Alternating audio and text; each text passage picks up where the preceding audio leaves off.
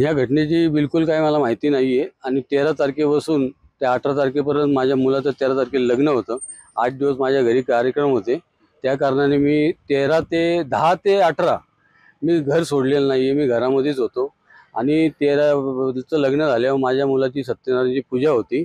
त्या पूजेच्या दिवशी बंडोपंत बेगडेंचा मला फोन आला होता की राजेंद्र राघवनेला तुम्हाला बोलायचं आहे. तर ते बोलले की आम्ही तुमच्या फार्म हाऊसवर जाऊ का? मग मला काय या गोष्टीची काही कल्पना नव्हती की यांनी असं काही कृत्य केलेले. त्याच्यामुळं मला नेहमीप्रमाणे येतात म्हणून मी म्हणलो जा. आणि कारण की मी पण फार बिझी असल्या कारणाने माझ्या घरी पाहुणे रावणे होते आणि त्या ह्याच्यात मला जास्त बंडोबांशी किंवा राजेंद्र राघवनेशी बोलता नाही आलं. ते जा म्हणले. मग ते गेले का राहिले का नाही राहिले याची मला कल्पना नाही. मी माझ्या कार्यक्रमात घरीच बिझी होतो.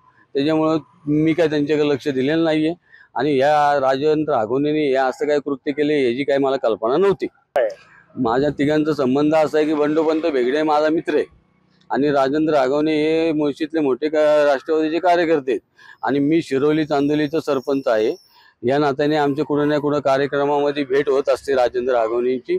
त्याच्यामुळे ती आमची ओळख. आम्हाला पोलिसांनी बोलवलं तर आम्ही जाणार. त्यांना सांगणार जाऊन बोलवलं की आम्ही जाणारच आहे त्यांच्याकडे. आणि तसे बी ते आमच्या घरी येऊन गेलेले आहेत पोलीस. त्यांना हेच परिस्थिती जी तुम्हाला सांगितली त्यांना सांगितली. एबीपी माझा, उघडा डोळे बघा नीट.